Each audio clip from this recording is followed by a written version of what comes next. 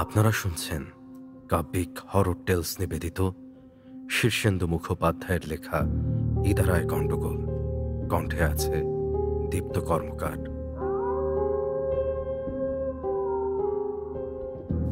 গায়ে একটা মাত্র ভালো জলের ইদারা।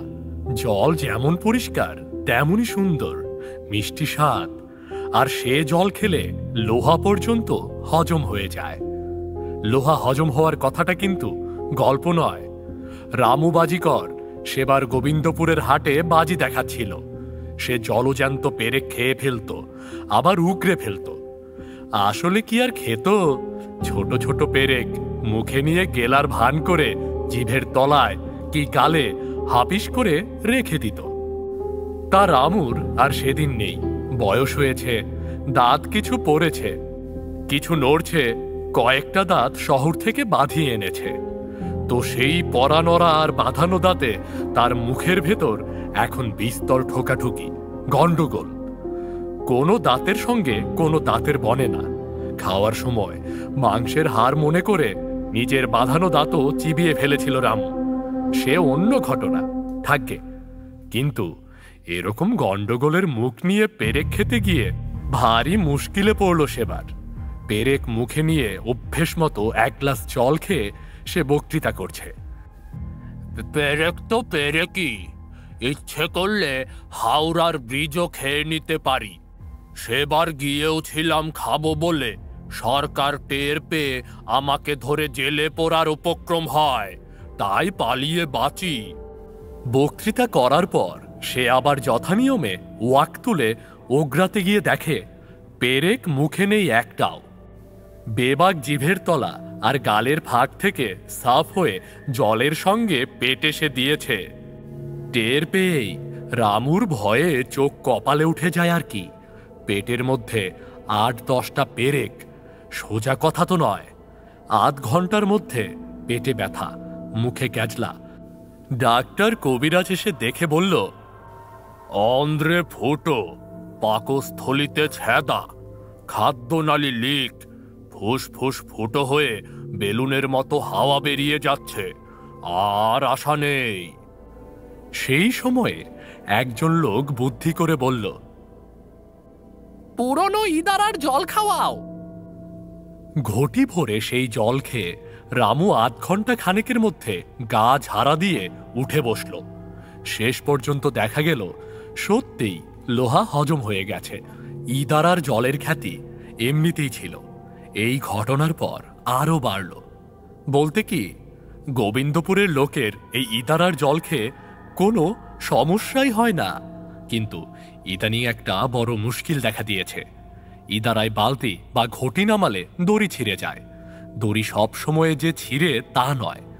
অনেক সময় দেখা যায় বালতির হাতল থেকে দড়ির গিট কে যেন সযত্নে খুলে নিয়েছে। কিছুতেই জল তোলা যায় না। যতবার দড়ি বাঁধা বালতি নামানো হয় ততবারই একই ব্যাপার। গায়ের লোকেরা বুড়ো পুরুতমশাইয়ের কাছে গিয়ে পড়ল, ও ঠাকুর মশাই, বিহিত করুন একটা। ঠাকুর মশাই মাথায় হাত দিয়ে বসেছিলেন, দুঃখের সঙ্গে বললেন, ভাই রে ভাই, দড়ি তো দড়ি। আমি লোহার শেকল বেঁধে বালতি নামালাম, সেটাও ছিঁড়ে গেল।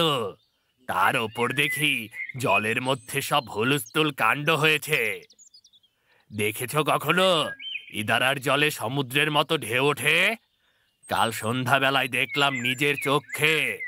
বলি, ওই ইদারার জল আর কারো খেয়ে কাজ নেই। 5টা গ্রাম নিয়ে হরিহর রায়ের জমিদারি। রায় মশাই বড় ভালো মানুষ, ধর্মভীরু, নিরীহ লোকের দুঃখ বোঝেন। গোবিন্দপুর গায়ের লোকেরা তার দরবারে গিয়ে হাজির। রায় মশাই কাচারি ঘরে বসে আছেন, ফর্সা নাদুস নুদুস চেহারা।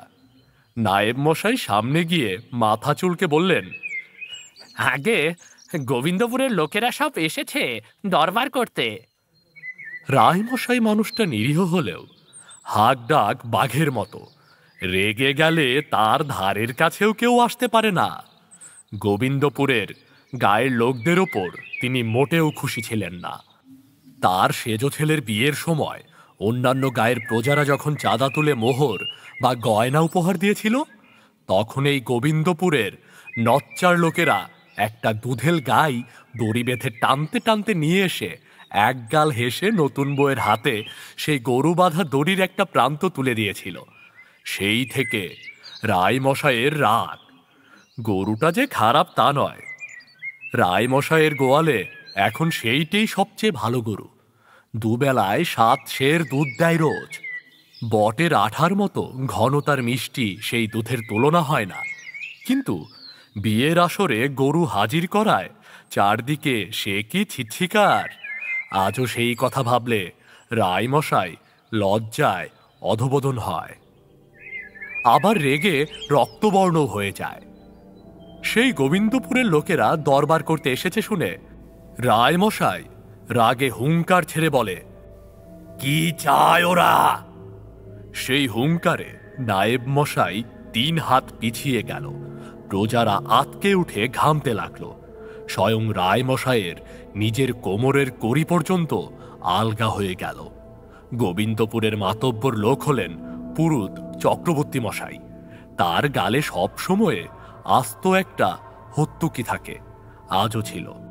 কিন্তু জমিদার মশাইয়ের হুঙ্কার শুনে একটু ভিমরি খেয়ে ঢোক গিয়ে মানলে ওঠার পর হঠাৎ টের পেলেন মুখে হত্যুকিটা নেই। বুঝতে পারলেন চমকানোর সময়ে সেটা গলায় চলে গিয়েছিল, ঢোক গেলার সময় গিলে ফেলেছেন। আস্ত হত্যুকিটা পেটে গিয়ে হজম হবে কিনা কে জানে। একটা সময় ছিল পেটে জাহাজ ঢুকে গেলেও চিন্তা ছিল না। গায়ে ফিরে পুরনো ইদারার 1 ঘটি জল ঢক ঢক করে গিলে ফেললেই জাহাজ ঝাঁঝরা। বামুন ভোজনের নেমন্ত্রণে গিয়ে সেবার সোনার গায়ে 2 বালতি মাছের মুড়ো দিয়ে রাধা ভাজা সোনামুগের ডাল খেয়েছিল। আরেকবার সতী পিসির শ্রাদ্ধে ফলারের নেমন্ত্রণে 2টো আস্ত প্রমাণ সাইজের কাঁঠাল, এক অন্নপ্রাশনে 1.5 খানা পাঁঠার মাংস, জমিদার মশাইয়ের সেজ ছেলের বিয়েতে 80 টুকরো পোনা মাছ, 2 হাঁড়ি দই আর 2 সের দুধের রসগোল্লা। গোবিন্দপুরের লোকেরা এমনিতেই খাইয়ে, তারা যেখানে যায় সেখানকার সবকিছু খেয়ে প্রায় দুর্ভিক্ষ বাঁধিয়ে নিয়ে আসে। সেই গোবিন্দপুরের ভোজনপ্রিয় লোকেদের মধ্যে চক্রবর্তী মশাই হলেন চ্যাম্পিয়ন। তবে এসব খাওয়া দাওয়ার পেছনে আছে পুরনো ইদারার স্বাস্থ্যকর জল। খেয়ে এসে জল খাও, পেট খিদেই ডাকাডাকি করতে থাকবে। সেই ইদারা নিয়েই বখেরা। চক্রবর্তী মশাই হত্যুকি গিলে ফেলে ভারী দুশ্চিন্তায় পড়ে গেলেন। হত্যুকি এমনিতেই বড় ভালো জিনিস, কিন্তু আজ হত্যুকি পেটে গেলে হজম হবে কিনা সেইটাই প্রশ্ন। পুরনো ইদারার জল পাওয়া গেলে হত্যুকি নিয়ে চিন্তা করার প্রশ্নই ছিল না। চক্রবর্তী মশাই করজোরে দাঁড়িয়ে বললেন, রাজা মশাই, আমাদের গোবিন্দপুর গায়ের ইদারার জল বড় বিখ্যাত। এতকাল সেই জল খেয়ে কোনো রোগ বালাই আমার গায়ে ঢুকতে দেয়নি। কিন্তু বড়ই দুঃখের কথা, ইদারার জল আর আমরা তুলতে পারছি না। রায়মশাই একটু শেষের হাসি চেপে বললেন, হবে হবে, পাপের প্রায়শ্চিত্ত। আমার ছেলের বিয়েতে যে বড় গরু দিয়ে আমাকে অপমান করেছিলে সেটারই। চক্রবর্তী মশাই জিভ কেটে বললেন, ছি ছি ছি, আপনাকে অপমান রাজা মশাই? সেরকম চিন্তা আমাদের মরণকালেও হবে না। তাছাড়া ব্রাহ্মণকে গোদান করলে পাপ হয় বলে কোনো শাস্ত্রে নেই। গোদান মহাপুণ্য কর্ম। রাজামশাইয়ের নতুন সভাপণ্ডিত কেশব ভট্টাচার্য মাথা নেড়ে বললেন, গুড প্রশ্ন, কিন্তু কথাটা আপাতগ্রাহ্য। রায়মশাই একটু নরম হয়ে বললেন, ইদারার কথা আমিও শুনেছি। সেবার আমার অগ্নিমান্দের সময় গোবিন্দপুর থেকে পুরনো ইদারার জল আনিয়ে আমাকে খাওয়ানো হয়। খুব উপকার পেয়েছিলাম। তা সেই ইদারা কি শুকিয়ে গেছে নাকি? চক্রবর্তী মশাই ট্যাগ থেকে আরেকটা হত্যুকি বের করে লুকিয়ে মুখে ফেলে বললেন, আগে আগে না, তাতে এখনো কাকচক্ষু জল টই টই করছে। কিন্তু সে জল হাতের কাছে থেকেও আমাদের নাগালের বাইরে। দড়ি বেঁধে ঘটি বালতি যাই নামানো হয় না কেন, তা আর ওঠানো যায় না। দড়ি কে যেন কেটে নেয়, ছিঁড়ে দেয়। লোহার শেকলও কেটে দিয়েছে। রক্ত চোখে রায়মশাই হুঙ্কার দিলেন, কার এত বড় সাহস? এবার হুঙ্কার শুনে গোবিন্দপুরের লোকেরা খুশি হলো, নড়ে চড়ে বসল। মাথার উপর জমিদার বাহাদুর থাকতে ইদারার জল বেহাত হবে, এ কেমন কথা? ঠাকুর মশাই বললেন, আগে মানুষের কাজ নয়, এত বুকের পাটা কারণ নেই। গোবিন্দপুরের লেঠেলদের কে না চেনে? আবার গোদের ওপর বিষ ফোড়ার মতো মাথার উপর আপনিও রয়েছেন। লেঠেলদের এলেমে না কুলোক, আপনি শাসন করবেন। কিন্তু এ কাজ যারা করছেন তারা মানুষ নন, অশরীরী। গোদের ওপর বিষ ফোড়ার উপমা শুনে একটু রেগে উঠতে যাচ্ছিলেন, কিন্তু অশরীরী কথাটা শুনেই মুহূর্তের মধ্যে কানে হাত চাপা দিয়ে ঢুকরে উঠলেন রায়মশাই। ওরে বলিস না, বলিস না। সবাই তাজ্জব। নায়েব মশাই গোবিন্দপুরের প্রজাদের দিকে চেয়ে বললেন, মুখ সামলে কথা বলো। চক্রবর্তী মশাই ভয়ের চোটে দ্বিতীয় হর্তুকিটাও গিলে ফেলতে ফেলতে অতি কষ্টে সামাল দিলেন। রায় মশাইয়ের বড় ভূতের ভয়। পারতপক্ষে তিনি এই নাম মুখেও আনেন না, শোনেনও না, কিন্তু কৌতূহলেরও তো শেষ নেই। খানিকক্ষণ কান হাতে চেপে রেখে খুব আস্তে একটুখানি চাপা খুলে বললেন, এই কি যেন বলেছিলি? চক্রবর্তী মশাই উৎসাহ পেয়ে বলল, আগে সে এক অশরীরী কাণ্ড। ভূত বলিস না, খবরদার বলছি, বলবি না। রায়বাবু আবার কানে হাত চাপা দেন। চক্রবর্তী মশাই বোকার মতো চারদিকে চান। সবাই এ মুখ ও মুখ চাওয়াচাওয়ি করে। নায়েব মশাই চুপ এই বলে একটা প্রকাণ্ড ধমক মারেন। একটু বাদে রায়বাবু আবার কান থেকে হাতটা সরিয়ে বলেন, ইদারায় জলে কি যেন? চক্রবর্তী মশাই এবার একটু ভয়ে ভয়ে বলেন, আগে সে এক সাংঘাতিক ভুতুরে ব্যাপার। চুপ কর, চুপ কর, রাম রাম রাম বলে আবার রায়বাবুর কানে হাত। খানিক পরে আবার তিনি বড় বড় চোখ করে চেয়ে বলেন, আরে রেখে ঢেকে বল না রে। আগে বালতি ঘুটির দড়ি তেনারা কেটে নেন, শেকল পর্যন্ত ছেড়েন। তাছাড়া ইদারার মধ্যে হাওয়া বয় না, বাতাস দেয় না, তবু তাল গাছের মতো ঢেউ দেয়, জল হিলিবিলি করে ফাঁপে। বাবা রে বলে রায়বাবু চোখ বুজে ফেলেন। ক্রমে ক্রমে অবশ্য সবটাই রায়বাবু শুনলেন। তারপর একটা দীর্ঘ শ্বাস ফেলে বললেন, দিনটাই মাটি করলি তোরা। নায়েব মশাই, আজ রাতে আমার শোবার ঘরে 4 জন দারোয়ান মোতায়েন রাখবেন। জি আগে। গোবিন্দপুরের প্রজারা হাত জোর করে বলল, হুজুর আপনার ব্যবস্থা তো দারোয়ান করে দিল, এবার আমাদের ইদারার কিছু একটা ব্যবস্থা করুন না। ইদারা বুঝিয়ে ফেল যা, ও ইদারা রাখা ঠিক নয়। দরকার হলে আমি ইদারা বোঝানোর জন্য গাড়ি করে ভালো মাটি পাঠিয়ে দেব।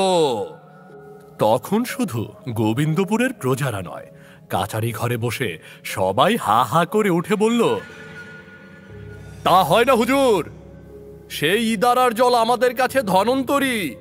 তাছাড়া জল তো নষ্টও হয়নি, পোকাও লাগেনি, কয়েকটা ভূত শুধু।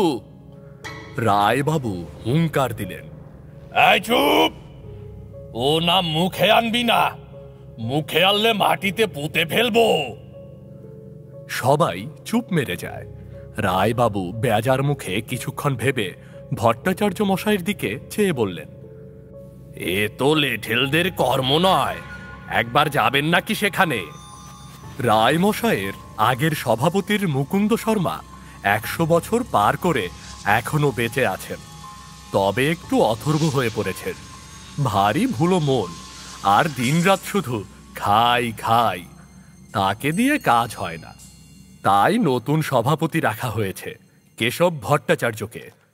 কেশব এই অঞ্চলের লোক নন, কাশী থেকে রায়মশাই তাকে আনিয়েছিলেন। তার ক্ষমতা বা পাণ্ডিত্য কতদূর তার পরীক্ষা এখনো হয়নি, তবে লোকটিকে দেখলে শ্রদ্ধা হয়। চেহারাখানা বিশাল তো বটেই, গায়ের বর্ণ উজ্জ্বল। তা সেও বেশি কিছু কথা নয়, তবে মুখের দিকে চাইলে বোঝা যায় চেহারার চেয়েও বেশি কিছু একটা আছে, সেটা হলো চরিত্র। জমিদারের কথা শুনে কেশব একটু হাসলেন। পরদিন সকালেই গো গাড়ি চেপে কেশব রওনা হয়ে গেলেন গোবিন্দপুরে। পেছনে পায়ে হেঁটে গোবিন্দপুরের 2 লোক। দুপুর পেরিয়ে গায়ে ঢুকে কেশব মোড়লের বাড়িতে একটু বিশ্রাম করে ইদারার দিকে রওনা হলেন। সঙ্গে গোবিন্দপুরের আর আশেপাশের গায়ের হাজার হাজার লোক। ভারী সুন্দর একটা জায়গায় ইদারাটি খোঁড়া হয়েছিল। চারদিকে কলকে ফুল আর ঝুমকো জবার কুঞ্জবন। একটা বিশাল পিপুই গাছ ছায়া দিচ্ছে। ইদারার চারধারে বড় বড় ঘাসের বন, পাখি ডাকছে, প্রজাপতি উড়ছে। কেশব আস্তে আস্তে ইদারার ধারে এসে দাঁড়ালেন। মুখখানা গম্ভীর, সামান্য ঝুঁকে জলের দিকে চাইলেন। সত্যি কাকচক্ষু জল টলটল করছে। কেশব আস্তে করে বললেন, কে আছিস? উঠে আয়, নইলে কিন্তু থুতু ফেলবো। এই কথায় কি হলো কে জানে, ইদারার মধ্যে হঠাৎ হুলস্থুল পড়ে গেল।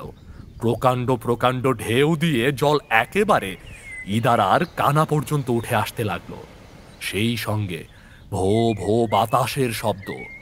লোকজন এই কাণ্ড দেখে দৌড়ে পালাচ্ছে। শুধু চক্রবর্তী মশাই ভয়ে কাঁপতে কাঁপতে একটু দূরে দাঁড়িয়ে আছেন।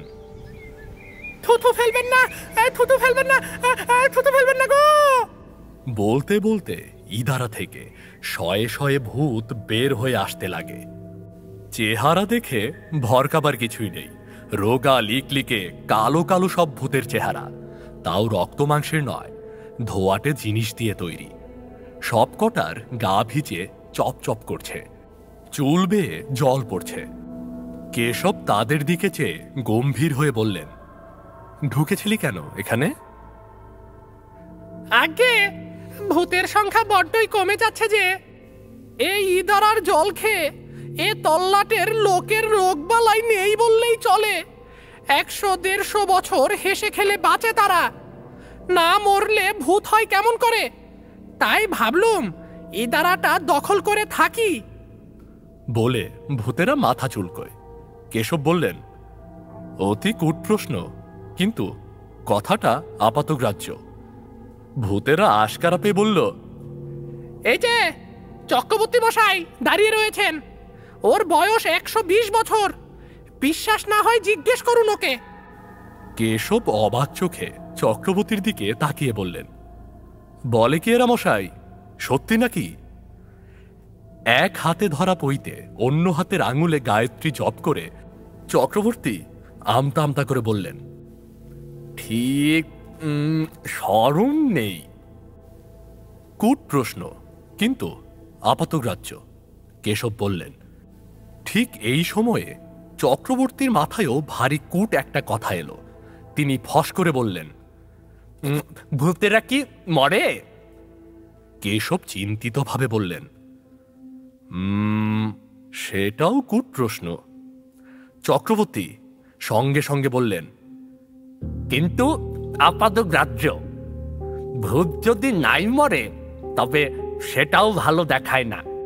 স্বয়ং মাইকেল বলে গেছেন, জন্মিলে মরিতে হবে, অমরকে কোথা কবে।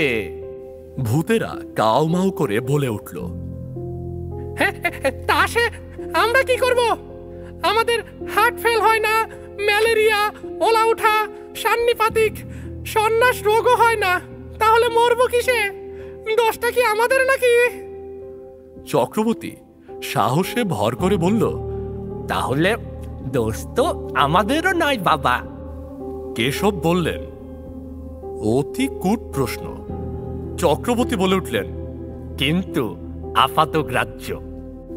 সপাথেক ছন্ন ছাড়া বিদঘুটে ভেজা ভূত চারদিকে দাঁড়িয়ে খুব উৎকণ্ঠার সঙ্গে কেশবের দিকে তাকিয়ে আছে। কি রায় দেন কেশব? একটা বুড়ো ভূত কেঁদে কেঁদে উঠে বলল, ঠাকুর মশাই, জলে ভেজানো ভাত যেমন পান্তা ভাত, তেমনি দিন রাত জলের মধ্যে থেকে আমরা পান্তা ভূত হয়ে গেছি। ভূতের সংখ্যা বাড়ানোর জন্য এত কষ্ট করলুম, সে কষ্ট বৃথা যেতে দেবেন না। এ অতি কূট প্রশ্ন, কেশব বললেন। চক্রবর্তী মশাই এবার আর আপাতগ্রাহ্য বললেন না, সাহসে ভর করে বললেন, তাহলে ভূতেরও মৃত্যু নিদান থাকা চাই। না যদি হয় তবে আমিও ইদারার মধ্যে থুতু ফেলব। এক্ষুনি আমি ওই সব ভূত বাবা সকলের গায়েই থুতু ফেলছি, দাঁড়াও। চক্রবর্তী মশাই বুঝে গেছেন থুতুকে ভূতদের ভারী ভয়। বলার সঙ্গে সঙ্গে ভূতেরা আতকে উঠে 10 হাত পিছিয়ে চেঁচাতে থাকে, থুতু ফেলবেন না, থুতু ফেলবেন না বললাম। কেশব চক্রবর্তী মশাইকে এক হাতে ঠেকিয়ে রেখে ভূতদের দিকে ফিরে বললেন, চক্রবর্তী মশাই যে কূট প্রশ্ন তুলেছেন তা আপাত গ্রাহ্যও বটে, আবার তোমাদের কথাও ফেলনা নয়। কিন্তু যুক্তি প্রয়োগ করলে দেখা যায় ভূত কখনো মরে না, সুতরাং ভূত খরচ হয় না, কেবল জমা হয়। অন্যদিকে মানুষ 200 বছর বাঁচলেও একদিন মরে যায়, সুতরাং মানুষ খরচ হয়। তাই তোমাদের যুক্তি টেকে না। ভূতেরা কাউ মাউ করে বলতে থাকে, আগে অনেক কষ্ট করেছি, আমরা অনেক কষ্ট করেছি গো। কেশব দৃঢ় স্বরে বললেন, তা হয় না। ঘটি বাটি যা সব কোর জলে ডুবেছে সমস্ত তুলে দাও, তারপর ইদারা ছাড়ো, নইলে চক্রবর্তী মশাই আর আমি দুজনে মিলে ফেলবো কিন্তু। আর বলতে হলো না, ঝপাঝপ ভূতেরা ইদারায় লাফিয়ে নেমে থনাথন ঘটি বালতি তুলতে লাগলো। মুহূর্তের মধ্যে ঘটি বালতির পাহাড় জমে গেল ইদারার চারপাশে। পুরনো ইদারায় এরপর আর ভূতের আস্তানা রইল না। ভেজা ভূতেরা গোবিন্দপুরের মাঠে রোদে পড়ে থেকে কদিন ধরে গায়ের জল শুকিয়ে নিল, শুকিয়ে আরো চিমটে মেরে গেল। তারা এত রোগা হয়ে গেল যে গায়ের ছেলেপুলেরাও আর তাদের ভয় পেত না।